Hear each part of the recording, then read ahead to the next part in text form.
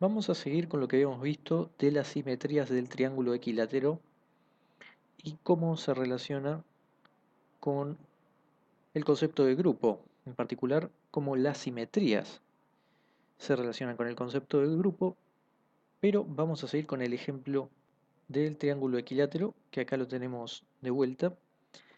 Hemos enumerado cada vértice 1, 2 y 3 y vamos a usar la notación que teníamos acá.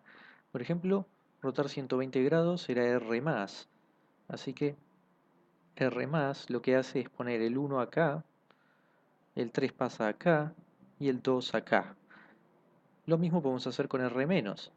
Lo que va a ocurrir en ese caso es que el 1 va a pasar acá, el 2 va a pasar acá y el 3 acá. Cuando decimos rotaciones de 120 grados nos referimos a esta rotación. Ahí tenemos un ángulo de 120 grados. Este sería 120 sentido horario, este sería menos 120 sentido horario o antihorario, 120 sin el menos o 240 si se quiere dar toda la vuelta. Y después tenemos las simetrías tipo espejo, cada línea de simetría que teníamos acá, eso le habíamos puesto nombre, eran RA, RB, RC, que acá podemos renombrarlas, por ejemplo, llamar R1, que eso significa que este se va a quedar igual, pero estos dos cambian. Así que acá tendremos 2, 3 y acá 1. Luego para R2 lo mismo. Vamos a tener que el 2 queda igual, que era este, y ahora este es 3 y este es 1.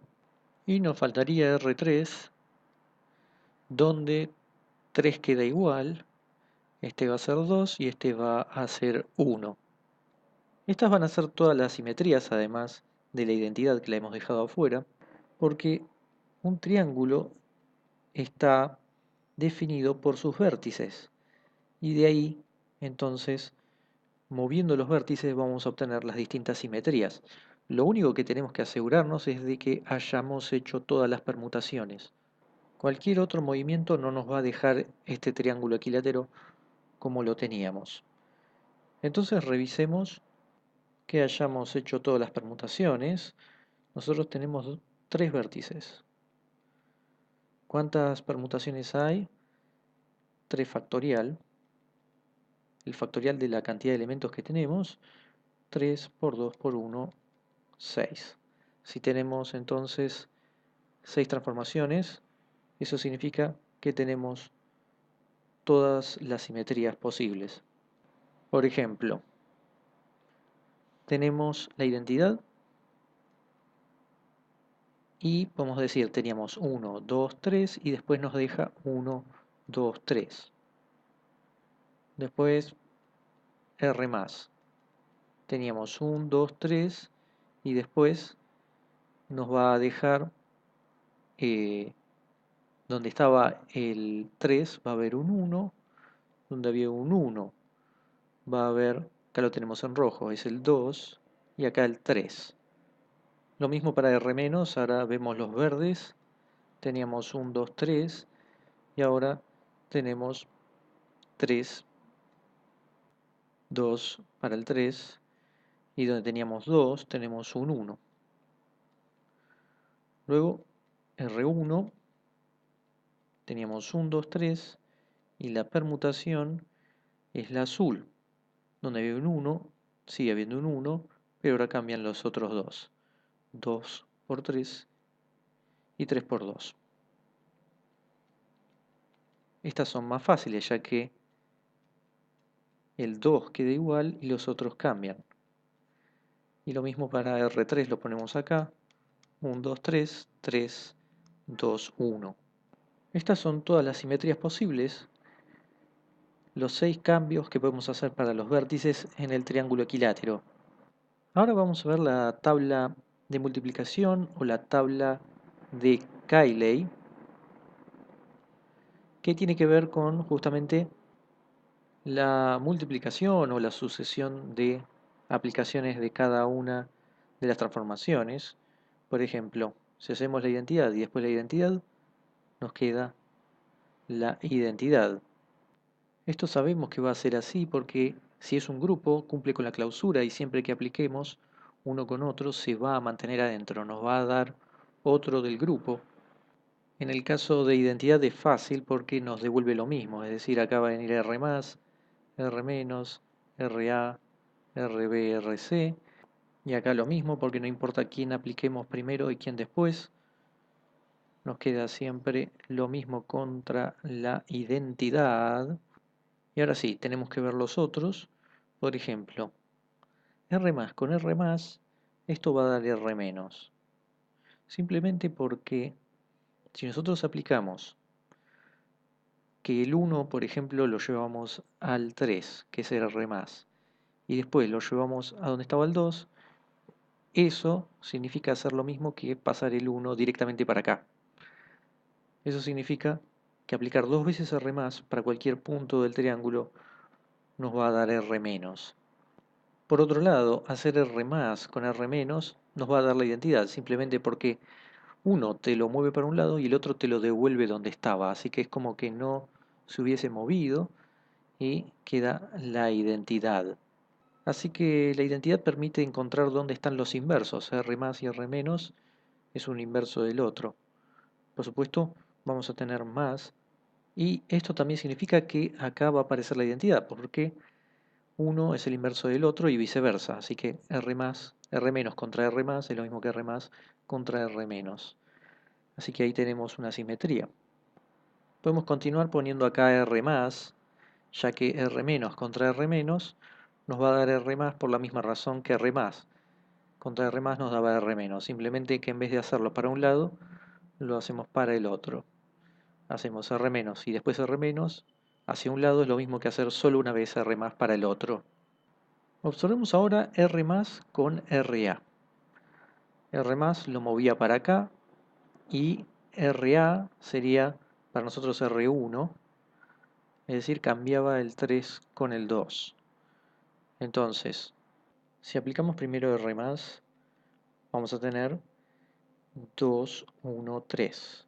Y después tenemos que aplicarle a esto RA o R1, es decir, 3, 1, 2. Porque recordemos, R1 agarra estos y me los transforma así.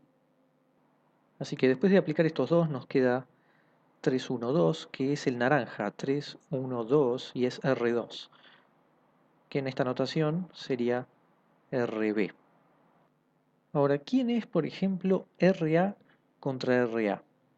Eso va a ser la identidad, porque al ser un espejo, te lo vuelve a donde estaba, RA, que es decir, R1, te lo pone en 1, 3, 2 y RA de vuelta lo devuelve a 1, 2, 3.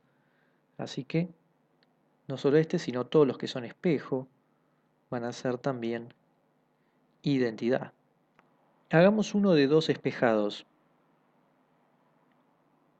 Aplicamos primero RA, por ejemplo, que es R1, es decir, 1, 3, 2, y después RB, que esto va a hacer que se mantenga 2 fijo, así que 3, 2, 1. 3, 2, 1, ¿cuál es? 3, 2, 1 es el verde, que es R-. Así que RA. RB, este es R-. Así que de esta forma uno puede hacer el resto de los que quedan. Vamos a completarlo. Acá tenemos RB, RC, RA.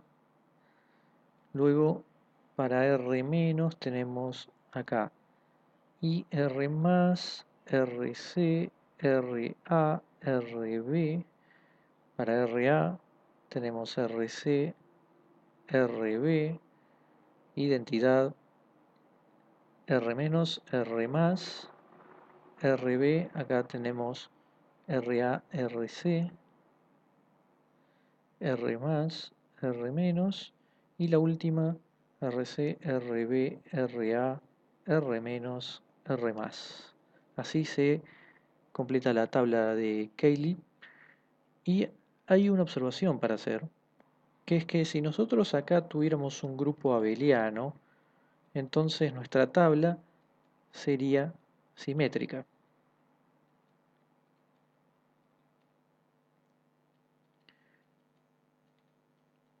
Ya que si RI RJ es igual a RJ RI, eso significa que de un lado de la diagonal tiene que estar lo mismo que del otro, transpuesto. Y la pregunta es si eso ocurre en este caso. Y la respuesta va a ser no, porque vamos a tener, por ejemplo, R más RA. R más RA nos da RB. ¿Y cuánto nos da RA R más? RA R más nos da RC. Así que esta no simetría significa que no es un grupo abeliano el conjunto de simetrías del triángulo equilátero. Por último, podemos identificar todas las propiedades de grupo en la tabla. La clausura ya dijimos, todos los resultados que tenemos acá están dentro del conjunto de operaciones de simetría que teníamos, así que la clausura ya la teníamos. Por otro lado, la identidad, alguien que nos devuelva lo mismo, por supuesto acá ya lo llamamos así, y podemos ver que siempre que operamos nos da lo mismo, está. Después el inverso, que todos tengan inverso, eso significa que hay un i en cada columna o fila, que acá podemos ver que lo tenemos. Acá está el i, i, i, i, i. Y por último nos quedaría la asociatividad, eso es algo que no se puede ver directo desde la tabla, sino que eso viene de que las operaciones que tenemos son asociativas. Podemos pensarlo como la asociatividad de composición de funciones. F o G o H que sea igual a F o G o H. Estas dos cosas son iguales. Y otra cosa que va a ocurrir en las tablas de Cayley, si tenemos un grupo, es que en cada fila o columna siempre aparecen una vez cada uno de los elementos, cada una de las componentes. Acá lo podemos ver, que nunca hay uno que se repite en cada fila y en cada columna. Esto por supuesto vale para grupo, pero uno puede armarse tablas de Cayley para otros sistemas, pero por supuesto no tienen por qué tener todas estas propiedades. Esto lo estamos haciendo para grupos que nos van a servir y sabemos que siempre cumple con estas propiedades. Esta notación que hemos utilizado acá es la notación de Cayley de permutaciones y también uno puede escribir el grupo, llamarlo G, poner sus componentes, R más, R menos, RA, RB, RC, llamar a la operación este círculo como algo general y definir círculo como una operación que hacemos de G a G, que es justamente lo que ocurre. La clausura nos dice que tomamos a alguien de G, le aplicamos el círculo y siempre nos devuelve a alguien que también era de G. Podemos tomar notación, hacer para F1, F2 en G, que acá representaría cualquiera de estos, poner F1 o F2, o directamente como estuvimos poniendo, F1, F2, juntos de esa forma.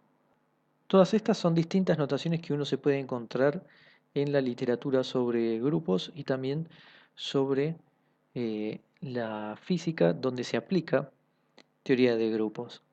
No es la única notación, pero depende también si la literatura viene del lado de la física o de la matemática.